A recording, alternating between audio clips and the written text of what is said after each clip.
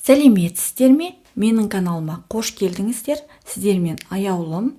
Бүгін мен тоқыманы үйренем, енді бастаймын деген жандарға алғашқы қадамдарды көрсеткім келіп тұр. Егер де сіз осыған дейін тоқыманы қолыңызға ұстап көрмеген, жіпті бізді ұстап көрмеген болсаңыз, ең алдымен жіпті таңдап алыңыз. Сіз қазір үйреніп жатқандықтан сізге орташа жуандықтағы жіпті алғаныңыз дұрыс болады. Өте жіңішке болса, сізге ол қиын болады, өте жуан болса да сізге ол ыңғайсыздық тудыруы мүмкін. Сондықтан орташа жіпті алғаныңыз дұрыс. Одан кейін осы жіпке сәйкес біз, яғни спицы, бізді таңдаймыз. Міне, қарасаңыздар, екеуі бір-біріне сәйкес келеді. Бізді таңдаған кезде де номері 3 мм-ден төмен емес, 4-5 мм-ден жоғары болмағаны дұрыс. Мендегі біздің номері 4,5 мм. Олай болса, ең бірінші қараңыздар, жіпті біраз тарқатып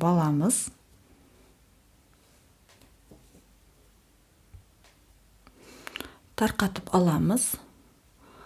Одан кейін сол қолымызды осылай қоямыз, қараңыздар. Мынау бізде жіптің ұшы. Оны міне осылай біраз қалдырдық. Оны бас бармағымызға ілеміз. Міне, осылай іліп қойыңыздар. Мынау ұшы мына жақта.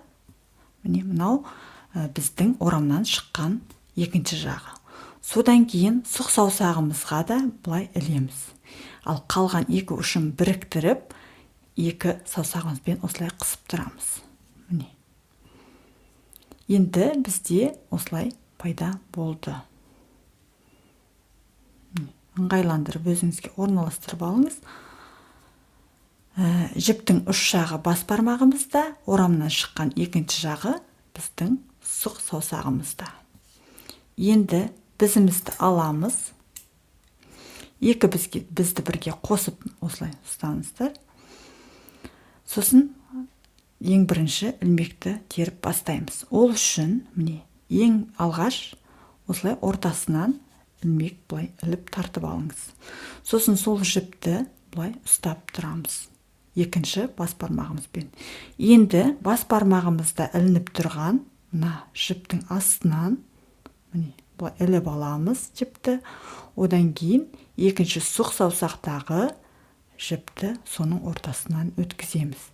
Одан кейін жіпті жібердім, астыңғы жағын тартамыз. Яғни бас бармағымыздағы жіптің астынан өткіземіз, сұқ саусағымыздағы жіпті іліп аламыз. Бізде міне 3 ілмек пайда болды. Осылай барлық ілмектерді жалғастыра береміз. Мына жерін ұстап тұрамыз астыңғы жағын, сосын бас бармақтың астынан өткіземіз, жіптің астынан бізді, сосын сұқ саусақтағы жіпті содан іліп аламыз. Сонда мына арада бізде ілмектер ілініп пайда болады.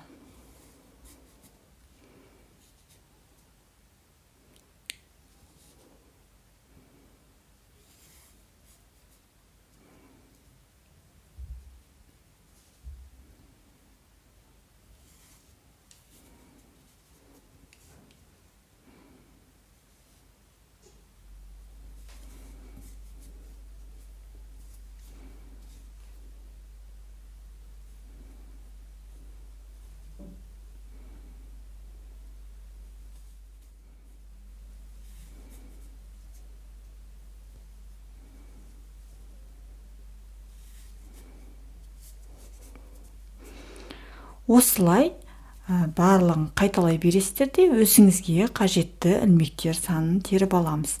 Қараңыздар, мынау бізде, мына жердегі өрімдер осылай тұрған кезде, бұл бізде оң жағы болып саналады.